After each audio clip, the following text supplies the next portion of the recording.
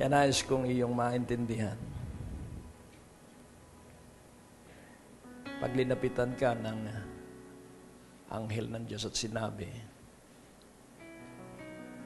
napusuan ka ng Diyos at yung hindi mo hiningi, ang dala kong ibibigay sa iyo. Kaya kailangan pong maranasan ng bawat isa sa atin yung nakagugulat na pagpapalang hindi natin sukat akalain. Yung ating hinihintay ay darating, pero mas malaki yung hindi natin alam. Kaya mabuhay ka doon sa hindi mo alam. Malaki ang pagpapala doon sa hindi natin alam. Mabagal yung ating alam. Kaya mag-focus tayo sa Diyos, hindi sa ating kailangan. Ulitin ko muli. Tumuon tayo sa Diyos, hindi sa ating kailangan. At kung gaano na kalaki ang iyong pagtitiwala sa Diyos, saka darating ang iyong kailangan. God never answer no to any prayer. Never. Never. He will not answer no. Lahat po ng panalangin natin ay tinugon na. Pero kaya nababalam, ulitin kong muli, God will never answer no. Maling aral po yun na papipiliin ka ng yes or no. The answer of God is always yes. Because all the promises of God in Jesus are all, hindi sinabing are all no or yes. No. All the promises of God in Jesus are all yes and amen. Kaya nga po, nasa sayo na yun, kung iyong pinaniwala ang wala ka ng sakit, be it so. Yun pong amen, be it so. Dahil hindi ibig ng Diyos na may sakit ang kanyang bayan. Amen. Hindi nais ng Diyos na kapos ang kanyang bayan. At kailangan mabuhay ka, malusog sa espiritu, kaluluwa at katawan. At ikaw ang partikular na kikilos at magsasabuhay. Napakaganda po ng Diyos. Napakaganda po ng Diyos. Wala po siyang katulad. Ang katotohanan po, pag sinabing ikay Christian, ibig sabihin, ikaw ay nakakaranas ng himala araw-araw. Ulitin kong muli, pag sinabi kang Kristiyano, dapat ang himala ay araw-araw. Ulitin kong muli, kapag sinabi at inamin mo, tinanggap mong ako ay Kristiyano, ang himala ay mangyayari sa iyo araw-araw. Amen. So ulitin kong muli, God never answer no. Wala pong neutral ground, wala pong gitna. Walang kaliwat kanan. Basta laging oo ang sagot ng Diyos. At huwag kang mananalangin na siguro ang gusto ng Diyos ay ito. Wala pong second option. Pag inalam mo ang ibig ng Diyos, hingin mo yon. At huwag mong hahatulan yung ibig ng Diyos ang ayon sa iyong alam. Siguro hindi ako parapat-dapat dito, iba na lang hihingin ko. Laging tandaan mo, yung imposible, kasama mo ang Diyos. Doon sa iyong kinalculate, kaya ko ito. Malakas ako, matalino ako, alam ko ito, napag-aralan ko ito, mabagal yan at maliit. Pero sa iniutos ng Diyos, doon sasabihin ko sa inyo, lagi yung unknown. Basta iniutos ng Diyos, it is unknown. Unknowable unless you obey God first. Hello. Right in our obedience, doon dahan-dahan, step by step, detail after detail, isisiwalat niya kung ano ang kanyang ginagawa. Kaya sa daigdig na ito, marami kang makakalaban. Dahil ikay naghihintay, sila'y apurahan. Kaya marami ang mapurol ang isipan dahil hindi sila nakaugnay sa isipan ng Diyos. At ang isipan ng tao ay kaiba sa isipan ng Diyos at ang isipan ng Diyos kaiba sa isipan ng tao. Tayo nagmamadali at sa pagmamadali, maliit yun. at pag minsan bilasa na. Pero kapag ikaw ay mahusay, maghintay at magtiis, at di ka matitinag at di ka magbabago ng iyong pananampalataya, yes is yes. Amen po ba? Kaya nga po, habang ako'y nakaupo kanina doon, nakikita ko na ang magandang ginagawa ng Diyos sa inyo. Amen po ba? Kaya nga po, yung pagtitipon natin, doon po ibinubuhos ng Diyos ang kanyang kapuspusan. Kaya kung titingnan mo ang iyong katabi, nakikita mo, huwag mo nga hatulan, pero uriin mo yung katabi mo. At makikita natin, sa pananamit lang, iba-iba tayo. Tingnan mo ang iyong katabi. Huwag mong uusisain kung ano ang brand ng kanyang suot. Pero makikita natin, hindi dahil ito sa ating economic status. Yan po ay dahil sa ibig mo. Merong mayaman na ang gustong bestida ay 50 pesos. At meron namang mahirap na ang gustong bestida ay 1,000. Pero pag nagtabi ang mahirap, na suot ay 1,000, katabi ang mayamang suot ay 50 pesos, ang aakalain yung mayaman ang naka 1,000 at yung mahirap ang naka 50 pesos. Kaya nais kong ipaunawa, it's not in our clothing. It's in the heart. Sabihin mo, it's in the heart. It's in the heart. It's in the heart. Ang panganib ng pagiging malusog, bihira tayong makita sa gawain. Pero pag medyo humihigpit na ang dibdib at lalamunan, nag-aalab ulit tayo sa Diyos. At maraming pag malusog na uli, nakakalimutan uli ang Diyos. At sa umpisang sa Diyos lamang, nagtitiwala ng kagalingan. Sa pag-ulit na sa Diyos ulit magtiwala, medyo naging mabagal, pupunta na ay sa doktor. Sabihin mo, labanan ang buhay Kristiyano. Ang panganib ng maraming pera. Pag marami ng pera, palagay na ang loob at ang kanyang patutuo, ako. Pero ang panganib ng maraming perang hindi alam kung paano ito gagamitin. Ang panganib nito, hihiwala yung maraming pera sa dating maalab niyang relasyon sa Diyos. At siya'y maninindigan dahil sa kakayahan niya. Pero nais kong iyong maintindihan, ang Diyos ang nagbibigay sa atin ng karunungan at katalinuhan. Amen po ba? Kaya huwag natin kalilimutan, ang Diyos ang pinanggagalingan ng lahat-lahat. Ang napakaganda sa Diyos, sinasamahan niya ang kanyang bayan. Si Jehoshaphat ay isang hari na ang tiwala lagi ay sa Diyos. At laging in advance ay sasabihan ng Diyos ang nagtitiwala sa Kanya. Lulusubin ka ng magkakasanib na puwersa ng malalaking hukbo ng malalaking bansa. So nakakatakot po yun. Halimbawa, Pilipinas, pinagtulungan ng Russia, Amerika at China. Pero pagkasama mo ang Diyos, hindi sila makakalapit sa anumang teritoryo ng Pilipinas. Amen. At sabi ng Diyos sa Israel, huwag kayong matakot dahil lahat ng bansang inyong pupuntahan, sinidlang ko ang kanilang puso ng takot. Wala na silang katapangan. Purihin ang Panginoon. Kaya nga magpakaalab ka dahil pag sinidla ng Diyos ng takot, yung mga humahad lang sa iyo, ika'y lalakad na walang makapipigil sa iyo. Kaya sabihin mo, ang takot lang ay sa Diyos, huwag sa tao.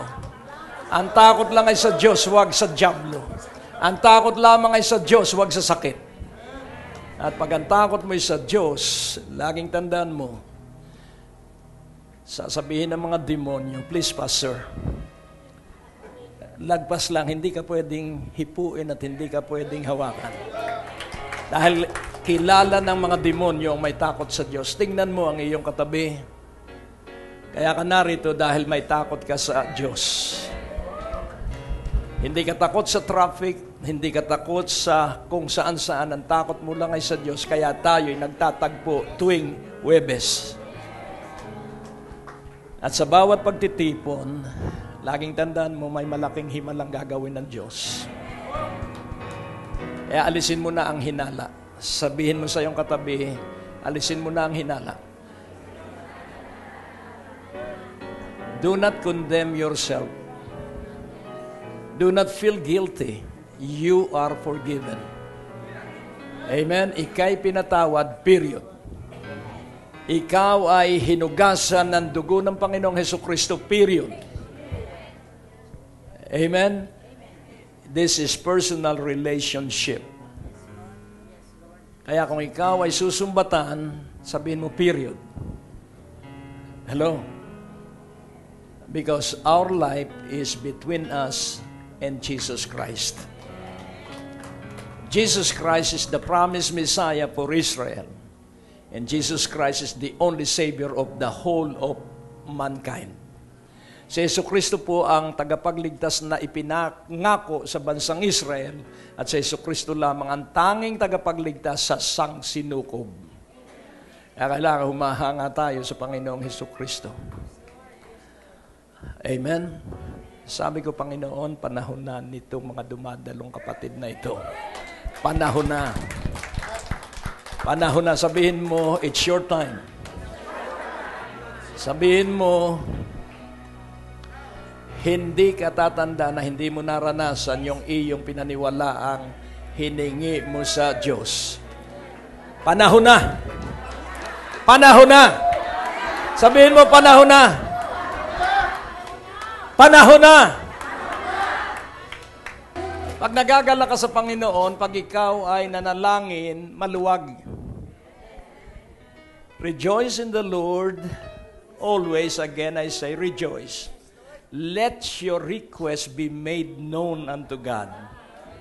Amen? Kailan mo hihingin yung iyong kailangan? Pag ikay galak na, nasa height ka na ng galak. Hello? Mas magandang pakinggan, Panginoon, napakabuti mo po, kaya kayang-kaya mo uling ibigay ito, no? Binigyan mo ako ng 1 milyon, ngayon 5 ang aking hinihingi. So, may kagalakan dahil may karanasan ka. Amen? May karanasan ka. Sabihin mo, lakihan mo na ang iyong hinihingi ngayon. Amen? Laging ang hinihingi mo yung kasya lang, tapos sasabihin mo, bakit kaya lagi akong kasya lang? Hinihingi mo yung kasya, lakihan mo. Nakukuha niyo po? Lakihan mo. At ikagugulat mo dahil ito'y panahon na magpapalitan. Yung mayaman ang magiging mahirap at yung mahirap ang yayaman. Amen? Napakaganda pong tanawin noon, pero ito talaga ang mangyayari. Yung mahirap ang pagkakatiwalaan ng kayaman at yung mga mayamang hindi na pagkatiwalaan. Remember this, if you can give what you have received from God. Kung ang iyong tinanggap sa Diyos ay muling maibabalik mo sa Diyos, yun po ay magiging cycle. Kapag ikay tumanggap, ibalik mo sa Diyos at magbabalik ulian sa Diyos ng Diyos sa iyo at ibalik mo uli sa Diyos at yan ay patuloy na yay palaki ng palaki ng palaki ng palaki. Binigyan ka ng talento, ibalik mo sa Diyos at bibigyan ka ng dagdag na katalinuhan. Amen. Binigyan ka ng kagalingan, ibalik mo sa Diyos at gamitin mo ang iyong kalusugan sa pagluwalhati sa Diyos. At hindi mo namamalayan, 90 anyos na pala tayo. Ang tumatanda ay yung laging tinitingnan ng kanyang buhok sa salamin. Sabi nga nung isang lalaki pumunta sa barbershop at meron siyang 7 buhok nang natitira. At ang sabi ng barbero, gugupitin ko ba? Galit na yung barbero, gugupitin ko ba ito? Ang sabi niya, wag, kulayan mo. Kaya pag ikay marunong tumawa, malusog ka. Amen? Hallelujah, wag kang seryoso. Ang mga seryoso ay walang tiwala sa Diyos. Pero ang may tiwala sa Diyos, palagay ang kaniyang kalooban dahil alam niya na sapo ng kamay ng Diyos ang kaniyang ibaba at ang bisig ng Diyos ang nagpuprotekta sa kaniya. At for so many years siya ay nakatutok sa broadcast. At ang sabi niya, gusto ko na pong magpakamatay. Pumunta po ako sa EDSA, gusto ko nang magpasagasa pero natakot ako. Sabi ko, ano ang problema mo? Hindi po binayaran yung renta sa aking bahay. Naputulan ng kuryente, naputulan ng tubig. Ay magkano bang pangangailangan mo? 3,000. Tingnan mo ang iyong katabi. Nagulat ka. Ang 3,000 pala pwedeng ikamatay ng isang tao. Sabi ko, mabuti nga at ikay meron pa ring bahay kahit walang ilaw. Sabi ko, manalangin tayo. At kami nanalangin, pinatanggap kong muli, bagamat siya born again na. Naniniwala ka bang pwedeng paulit-ulit kang ma-born again? At sabi ko, Panginoon, itong kapatid kong ito, wag pong 3,000 ang ibigay mo, 30,000. At inaangkin ko po ito, kailangan niya ng computer, bigyan mo rin po siya ng computer sa pangalan ni Jesus. O, sabi ko, tapos na natanggap na natin. After several minutes, tumawag uli. Ano sabi, MJ? Natanggap daw niya yung 30,000 immediately. May dumating na panauhin, may dalang 30,000. Hallelujah! Hallelujah! Is it her faith? No. It's the faith of Jesus Christ in her. Nakukuha niyo po. Si Jesucristong nasa kanya ang nagdala para kami magkasundo sapagkat sa kahinaan mo, yung lakas ko ay aking gagamitin at sa kahinaan ko, yung lakas mo ang gagamitin natin. Yan po ang simbahan. Kaya sabihin mo sa iyong katabi, yung lakas mo, kailangan ko. Dahil kung saan tayo mahina, doon makapangyarihan si Kristo. Hallelujah. Kailangan kakaiba nga mula ngayong gabi ang pagsamba mo sa Panginoong Hesukristo. Hallelujah.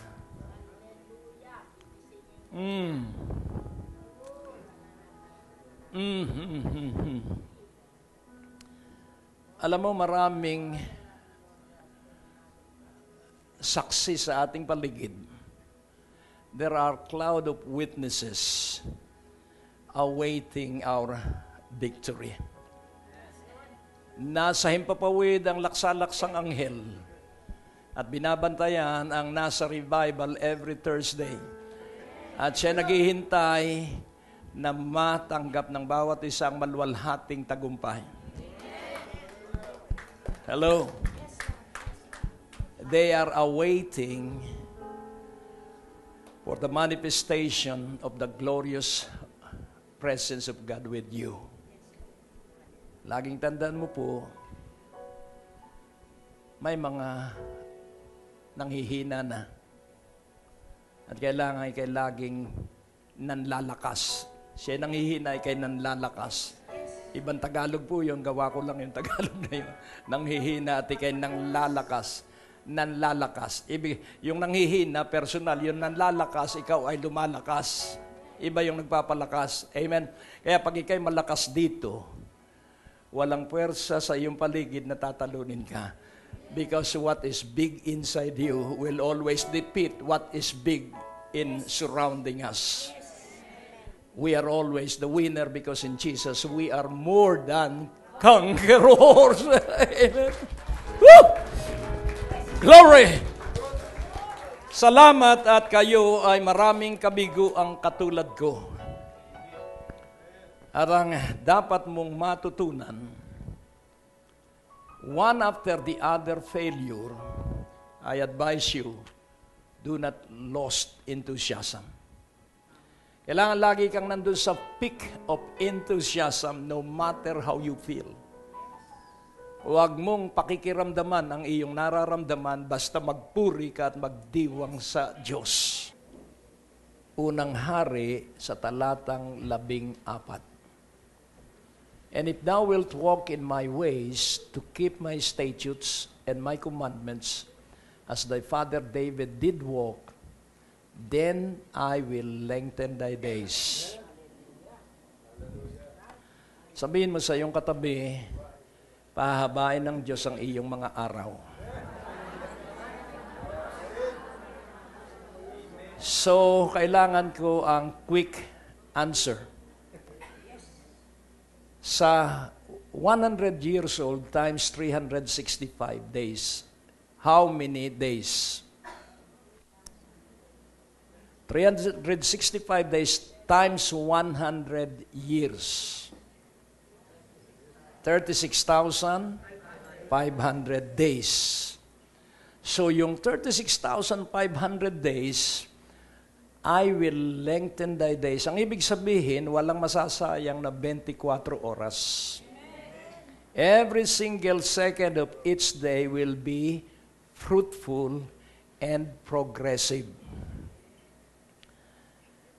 Kapag iyo pong pinagsama-sama in addition, ano ang tawag sa resulta? Total o sum? Total. Pag multiplication, sum. Pag division, dividend. So, nais kong iyong maintindihang mabuti na ikaw ay patungo sa multiplied blessing. He will add to us because we seek first the kingdom of God and His righteousness. But if we apply grace, multiplied blessing will follow us. Amen. And if you divide your blessing, 10% for the Lord, 10% for offering, and 10% for charity, then your 70% will be mightily increased. Hello. Your giving will increase the remainder of your money.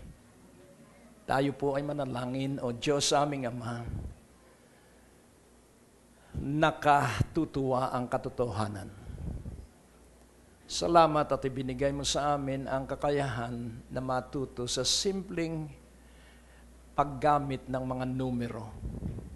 Ikaw ang maluwalhati at patuloy na maranasan namin ang iba yung iyong pagsama sa amin sa makapangyarihang pangalan ni Jesus.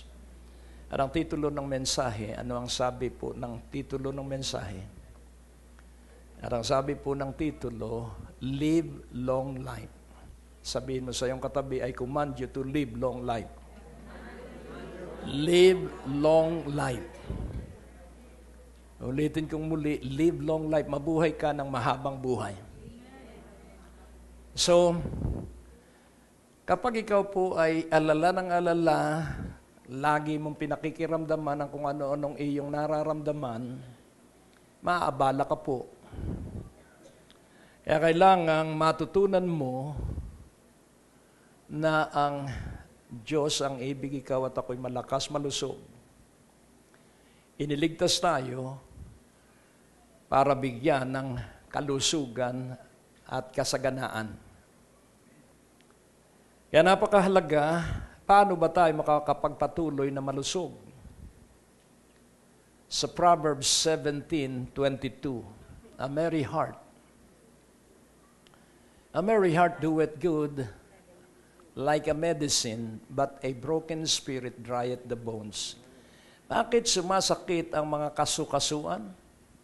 Because of a broken spirit. Tingnan natin sa Amplified Version. At ating, a happy heart is a good medicine. Ang isang masayang puso ay mabuting gamot. and a cheerful mind works healing. Wow! Tingnan mo uli ang iyong katabi. Sabihin mo, next Thursday, ibang-iba na ang mukha mo. Wala na ang kalungkutan sa mukha mo next Thursday. Sabay-sabay. Ang maligayang puso ay mabuting gamot. At ang isang nagagalak na isipan ay gumagawa ng kagalingan. Wow! Amen. So, alisin mo yung broken spirit dahil nagtutuyo ito ng buto. Tingnan mo ang iyong katabi. Sabihin mo, alisin mo ang mareklamong labi. Sa lahat ng iyong makakaya sa tulong ng banal na Espiritu, huwag ka nang magrereklamo. Kung ikaw ay magtataas ng boses, ito'y gamitin mo sa pagpupuri sa Diyos. Pinupuri kita dahil ako'y muli mong pagagalingin. Pinasasalamatan kita, ako'y muling iyong tutustusan ng mas malaki kaysa dati. Amen? So, yun po'y gawin natin. Ang tanong, ginagawa mo ba? Hindi, tanong sa akin, ginagawa mo ba yan, pastor? At awa po ng Diyos ay sa paulit-ulit. Naniniwala ka ba na ikaw ay magiging perfecto sa iyong ginagawa sa pamamagitan ng paulit-ulit mong paggawa? Huwag kang susuko kung hindi mo nakayanan kahapon, gawin mo uli bukas.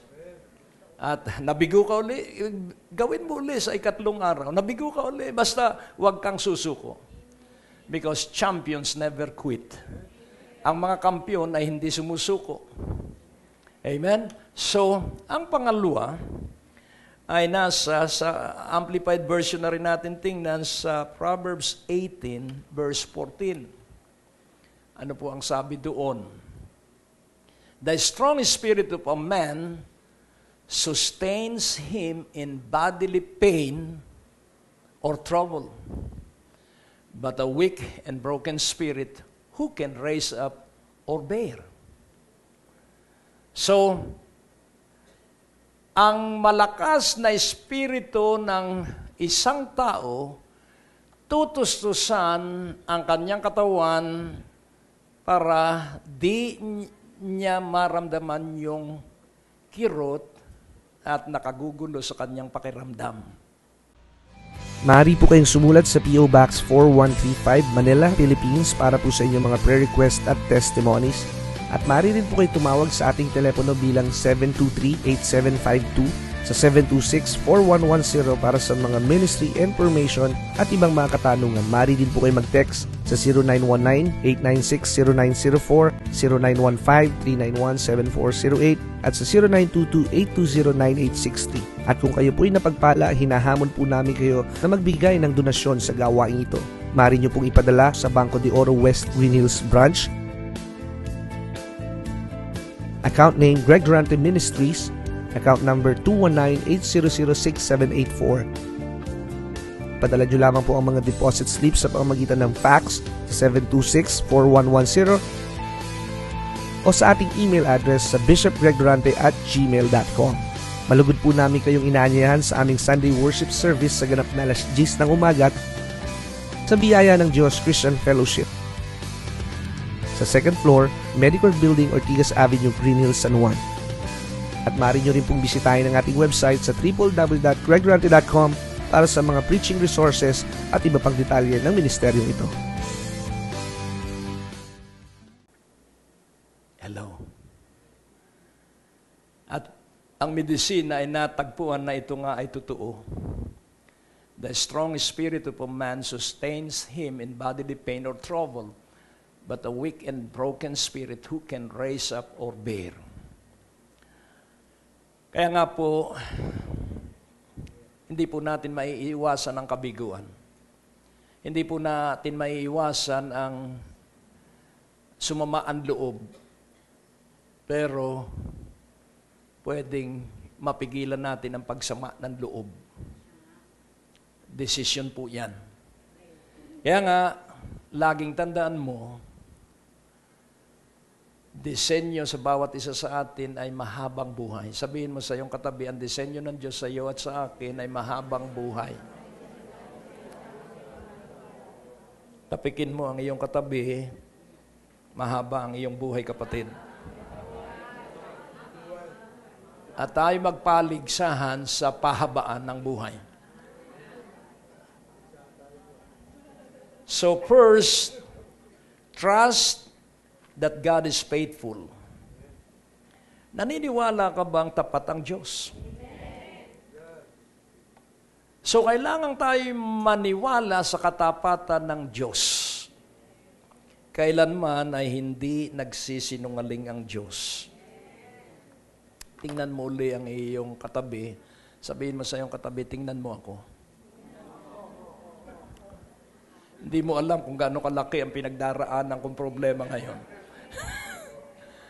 Pero ito ako at ako'y maligaya pa rin. Tingnan mo ako, sabihin mo hindi halata na meron akong mga dinadalang suliranin. Hello? Amen? So, nais kong ipaunawa sa inyo, ano ang nagpapalakas sa akin at ano ang nagpapalakas sa iyo. Simple po. Psalms 119 verse 160. Ano po ang nagpapalakas sa akin? Uphold me, 160.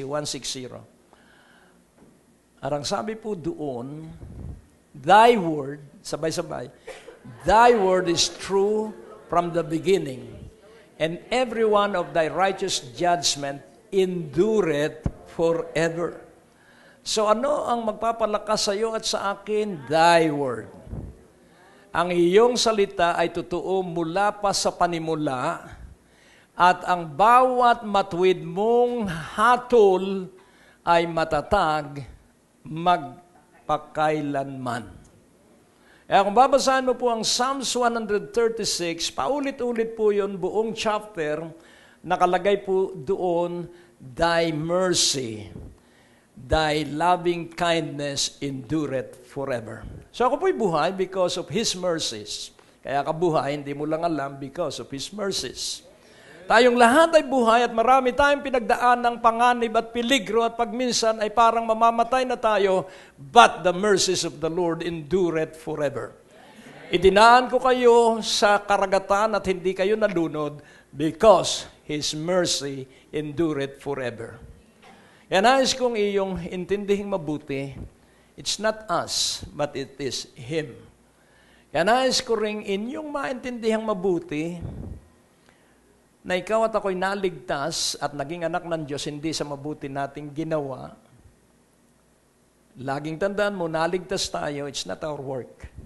Ephesians 2 verse 9. At ang sabi po doon, nais kong inyong makita ang katotohanan ng ito, naligtas ka not of works, lest any man should boast. So, tayo po'y naligtas hindi dahil sa ating paggawa. Kaya wala tayong maipagmamayabang sapagkat tayo naligtas hindi dahil sa ating ginawa. Iurong natin sa verse 8, paano tayo naligtas? For by grace are you saved through faith, and that not of yourselves, it is the gift of God. Not of yourselves. Hindi ang inyong sarili ang nagligtas sa inyo dahil ito ay regalo ng Diyos. Kaligtasan ay regalo ng Diyos. Amen? At ano ang layunin? Bakit tayo naligtas? Verse 10. For we are His workmanship created in Christ Jesus unto good works, which God hath before ordained that we should walk in them. And what is the good work? What is the good work? Ano yung mabubuting dapat nating ginagawa? Sa John 6:28, this is the good work. At ang nagtanong ang mga alagad at ang tanong nila, then said they unto Him, what shall we do that we might work the works of God? Napakaganda po nung katanungan. Sinabi nila kay Jesus, ano ang aming gagawin para magawa namin ang mga gawain ng Diyos? Verse 29, oh, I love this answer of Jesus. Jesus answered and said unto them, this is the work of God, that you believe on Him whom He had sent. Who is the work of God, Jesus Christ. This is the work of God, that you believe on Him whom He had sent. So ano ang ating pagunlad? Believe in Jesus. Ano ang ating tagumpay? Believe in Jesus. Ano ang ating kagalingan? Believe in Jesus. Ano ang ating financial harvest? Believe in Jesus. Hello. Sa 17.3, eternal life. So ang paniniwala sa Diyos ay walang katapusan. 17.3 ng John. And this is life eternal, that they might know Thee, the only true God, and Jesus Christ, whom Thou hast sent. Tuloy-tuloy po hanggang sa 100 or 120 years dapat ang mga anak ng Diyos ay kilala ang Ama at ang Anak. Kailangan kilala natin ang mag-ama. Ulitin kong muli, kailangan kilala natin ang Ama at ang Anak. Ang pag-ibig ng Ama ay ibinuhos niya ng buo sa anak. Kaya pag inibig mo ang anak, pag-ibig ng Ama at ng anak ay nasa atin. Kaya sobra ang pag-ibig na nasa atin dahil ito ay pag-ibig ng Ama at ng anak. Kaya walang makatatalo sa atin. Ngayon ating unawain. So, ang gagawin natin araw-araw ay maniwala sa mga pangako ng Diyos. Ulitin kong muli, magbasa ka ng Biblia at hanapin mo ang pangako ng Diyos tungkol sa kaligtasan, tungkol sa kagalingan, tungkol sa kasaganaan. At kung paano tayo naligtas, hindi dahil sa gawa natin, ang kagalingan din natin hindi sa gawa natin. Dahil tinapos ng Panginoon ang kagalingan doon sa krus sa Kalbaryo. At ang ating kaunlad at kasaganaan, hindi rin gawa natin. Ibinigay sa atin ng banal na Espiritu at ang pagsama niya ay walang katapusan. At sa pamamagitan ng banal na Espiritu, ikaw ay tiyak na uunlad at hindi ka madadaig ng mga krisis. The blessing of the Lord, it make it rich. And what is that blessing? It's not about money, it's about the Holy Spirit in you. Amen. The Holy Spirit in you, that is the blessing. Kaya ang banal na Espiritu magsisiwalat sa iyo ng lahat ng mga katotohanan tungkol sa iyong pagiging anak ng Diyos. Be strong in the Lord and in the power of His might. And what is that power? What is the power? What is the might of God? The Holy Spirit. The power that is at work in you. God is able to do exceedingly abundantly above you that you can ask or think, according to the power that is at work in you. And what is that power? What is the power of the Holy Spirit to continue on believing Jesus that He can do it for you? Because Jesus is the same yesterday, today, and forever. Kaya kung sila ay pinagtagumpay ng Panginoon noon, tayo rin ay pagtatagumpayin ngayon. Kung yung anino ni Pedro ay nagpagaling ng mga may sakit, kung kailangan ng Panginoon na magpagaling sa pamamagitan ng anino ng sino man sa atin, pwede niyang repeatin yon. Amen. Pero siya ay hahanap ng lalaki at babae na maniniwala sa kanya na hindi kayang panghinain ng mga pangangatwiran ng tao. Sabihin mo sa iyong katabi, kailangan ikay magkaroon ng pambihirang pananalig kay Hesukristo. Dahil ang sabi niya, ang sumasampalataya sa akin, ang ginawa ko'y magagawa din nila. Kaya yung ginawa ni Jesus, kung ikay sumasampalataya kay Jesus, ay magagawa mo rin. Nagpagaling siya ng lumpo, ikaw din ay magpapalundag ng lumpo. Pero walang makaranas nito dahil hindi lubos ang naniniwala kay Jesus. Hello? At ang mga hindi naniniwala, sasabihin doon sa lumpo, naku, ay inborn. Hanggang ganyan ka na lang, hanggang sa mamatay ka. Ay bakit hindi mo sabihin, lundag! Pastor, baka ako'y mapahiya. Ay, ikaw yon. Ay, kung sinabi mong lumundag at hindi lumundag, at least sinunod mo ang iyong pananampalataya. At isang araw, may magdodonate ng wheelchair. Amen? Dahil nakita niya. So, dito makikita mo po, napakaganda po ng pagsampalataya kay Jesus dahil yan po ay may kasunod na himala. Kaya ba naniniwala na magagawa mo ang mga ginawa ng Panginoon? Ano ba ang ginawa ng Panginoon? Tatanungin ko kayo, anong ginawa ng Panginoon? Siya'y nagpagaling ng may sakit at siya'y nangaral at nagturo. Ano ang una sa kanyang ginawa? Magpagaling muna. Sapagkat kung yung tinuturuan mo ay dumadaing, brother, hindi ko maintindihan yung dahil ako yan pala dito sa kirot sa tuhod ko. Pagalingin mo muna yung tuhod. Hello? Bago kayo mag-Bible study, pagalingin mo muna yung iyong bina-Bible study at siya ay makakaranas ng himala. At pag nakaranas ng himala yan, susunod na yan sa Panginoon. Marami kasi ang hindi makaranas ng himala dahil mismong yung nagtuturo ng Biblia ay walang karanasan sa himala. Nakukuha niyo po. Tingnan mo ang iyong katabi. Sabihin mo, kailangan magkaroon ka ng karanasan sa maraming himala. Sa 14:12 ng John. Oh, I love the word.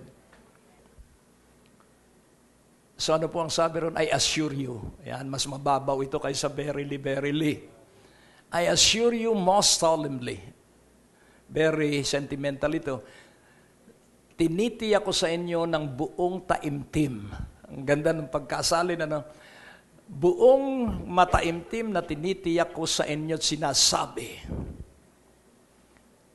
Kung ang sino man sa inyo ay maninindigang sumampalataya sa akin, yun pong steadfastly, ay maninindigan ka na hindi ka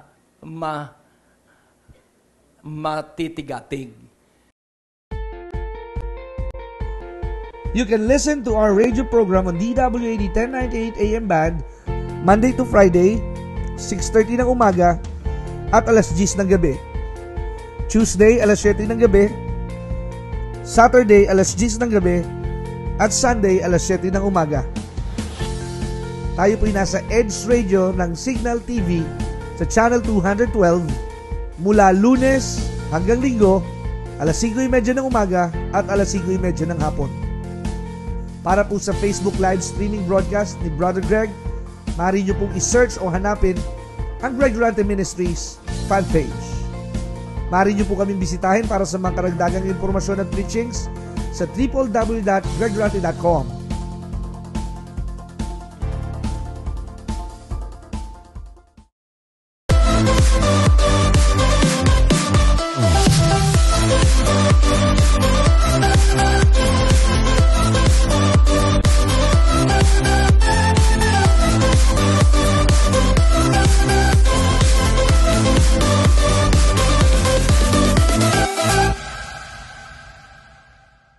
Ikaw ba'y laging nag-i-internet o nagsasurf sa iba't ibang website? Bisitahin mo rin ang aming website sa www.gregdurante.com. Nandoon ang mga maraming preachings ni Pastor Greg na nakakapagbigay ng kalakasan, kagalingan at katagumpayan sa pamamagitan ng salita ng Diyos. Anyayahan mo rin ang iyong mga kamag-anak at kaibigan, mga kakilala, kaopisina at kapitbahay na sila din ay makarinig ng mensahe ng katapatan at kabutihan ng ating Panginoon. It's just one click away. Click it now, www.gregdurante.com. Narito po ang mga schedules ng ating television program sa Trinity Broadcasting Network Asia, Lunes hanggang Huwebes sa ganap na alas 9:30 ng gabi hanggang alas 10 ng gabi. Tuwing araw ng Biyernes, alas 10:30 ng gabi. Tuwing araw ng Sabado, alas 11 ng gabi.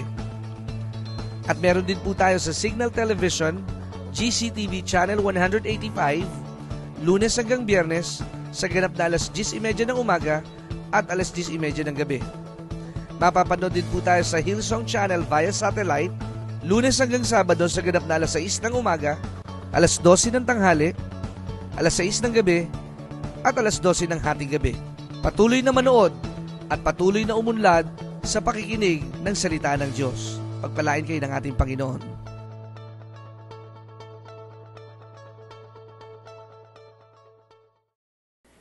Maninindigan kang hindi mo ikahihiya yung iyong paggaya sa Panginoong Hesus Kristo.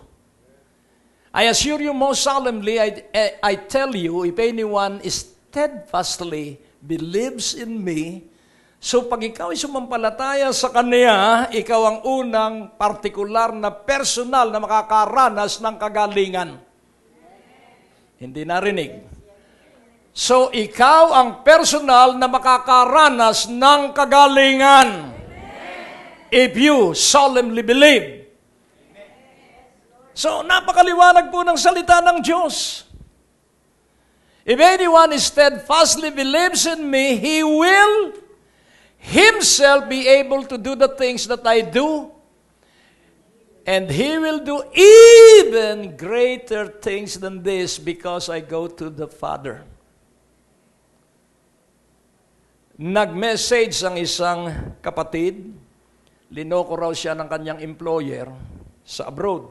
Sinabi siya ay pauuwiin na, finish contract, pero nagmatigas, hindi. Paki-pray mo, tatay. At sabi ko, sige. So, nag-answer back ako. Sabi ko, sa pangalan ni Jesus, magkasundo tayo na binago ng Diyos ang puso ng employer mo. After several hours, nag-message. Tatay, pauwi na po ako, may bonus pa. You have the power. Amen. Sabihin mo, you have the power. You have the authority. Pag ikaw ay nagkaroon ng karanasan na ikaw ay nakakaranas ng mahimalang katugunan sa iyong panalangin, hindi ka na po maaawat. Mananalangin ka na ng mananalangin at ang lahat ng may sakit ay pupuntahan mo at pagagalingin mo. Amen? Bakit sinabi niya, and He will do even greater things than this because I go to the Father. Hanggang saan ba ang teritoryo ng Panginoon nung siya ay lumakad at magpagaling? Siya po'y umikot-ikot lang, Nazaret, Judea, Galilea at Jerusalem. Doon lang siya paikot-ikot. Pero ako, nakakapunta ako sa ibang bansa para mangaral ng Ebanghelyo. Sapagkat si Yesu Kristo rin ang mangangaral sa pamamagitan mo, sa pamamagitan ko, si Yesu Kristo ang pagpapagaling ng may sakit sa pamamagitan mo. Ito po yung katotohanan nito. Pero hindi mo iniuunat ang iyong kamay para magpatong ng iyong kamay sa may sakit. Hindi mo ba alam na lahat tayo saserdote? We are a holy nation, a peculiar people. 1 Peter 2:9. But you are a chosen generation, a royal priesthood, a dedicated nation, God's own purchased special people, that you may set forth the wonderful deeds and display the virtues and perfections of Him who called you out of darkness into His marvelous light. Kapatid, dapat matagal ka nang napakalusog kung ikaw ay nagpapatong ng kamay sa may sakit. Lahat ng ating nararanasan ay pag-aaral. Merong nagsabi, do not just get out of your problem, but rather, get what you can get out of your problem. Huwag kang basta lalagpas sa iyong problema, kunin mo yung dapat mong makuha doon sa problema dahil merong nakapaloob dong aral na hindi mo matutuklasan sa pag-aaral mo sa eskwelahan. Yun ay nandun sa dinaraanan nating suliranin. There will be gems of lessons doon po sa ating pinagdadaanan. Kaya masasabi mong, salamat Panginoon at ako'y nabigo. Yes, Lord. Yes, Lord. Amen. Amen. Sinabi ng bayani ng England, 11 years old siya, ang sabi niya doon sa kanyang kaeskwela, bro, darating ang araw, ililigtas ko ang ating bansa. Time will come that I will save Britain. Nangyari po ba? Si Winston Churchill, ang isang lalaki na tamad mag-aral bagamat siya ay galing sa dugong bughaw. At siya'y utal kung magsalita. Pero nangyari yung kanyang sinabi nung siya 11 years old. At nung siya ay bata pa, siya ay nalunod at iniligtas siya ng isang bata din. Sapagkat hindi mamamatay ang isang taong merong pinaniniwalaan. Tingnan mo ang iyong katabi. Kailangan may pinaniniwalaan ka sa iyong buhay. Amen po ba? Kaya nga ating unawain, sabihin mo ikaw magiging kauna-unahang bayaning Pilipinong lalaki o babae sapagkat may gagawin na paggamit sa iyo ang Diyos. Amen po ba? Kaya nga, paniwalaan mo yan. Sabihin mo, ako ay gamit ng Diyos para sa pag-unlad ng Pilipinas. Ako ay gamit ng Diyos para sa pag-unlad ng Pilipinas. Ako ay gamit ng Diyos para sa pag-unlad ng Pilipinas. Dahil ang maraming tao sa Pilipinas ay nakakahon na ang isipan. Pero tayo ay handa na matuto sa bawat araw ng pagsisiwalat ng Diyos.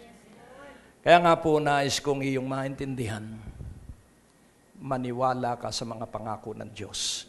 Sa 2 Corinthians 1:20, 2 Corinthians 1:20. Ano po ang sabi doon? For as many as are the promises of God, they all find their yes answer in Him, Christ. For this reason, we also utter the Amen to God through Him in His person and by His agency to the glory of God. So lahat ng mga pangako ng Diyos ay lahat ito ang sagot ay oo. Lahat ng mga pangako ng Diyos, ang lahat ng sagot ay amen. Ang ibig sabihin, mangyari at nangyari na. Yun po yung amen. So be it. It is done. Yun po yung meaning ng amen. Kaya pag sinabi mong amen, nangyari na. Sabihin mo, amen, nangyari na. Pag sinabi kong matagumpay ka, amen. Ibig sabihin, sinasang-ayunan mo yung aking sinabi. Pag sinabi kong napakayaman mo, sabihin mo, amen. So yung iyong sinang-ayunan ang gagawin ng mga anghel na nakikinig sa iyo. Your amen, angels will respond and do their errands to make what you amen for. Kung ano yung iyong inaminan, yun ang gagawin ng mga anghel na nakapaligid sa iyo. Amen? Kaya nga po, nais kong iyong maintindihang mabuti. You have the power and the authority. Pumikit ka sandali at sabihin mo, kung ikay babae, sabihin mo, ang asawa ko, ang kanyang hanap buhay ay magiging 100-fold ang unlad kaysa dati. Amen. So sabihin mo naman, lahat, sabihin mo, darami ang pag-unlad ng aming kabuhayan. Sa pangalan ni Jesus. Sa pangalan ni Jesus. Laging faith declaration, what you declare according to the promise of God and according to the promises of God.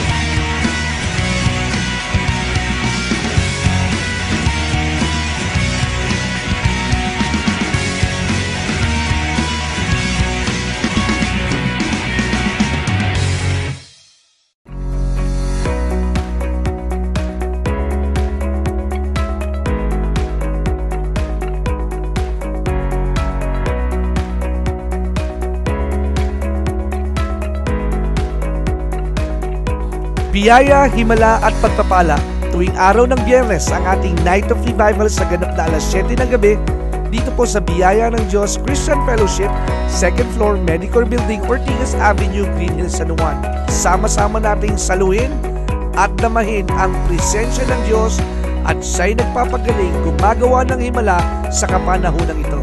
Tara na, halina at patuloy nating ipahayag. Si Jesus ay Diyos, si Jesus ay tapat at napakabuti.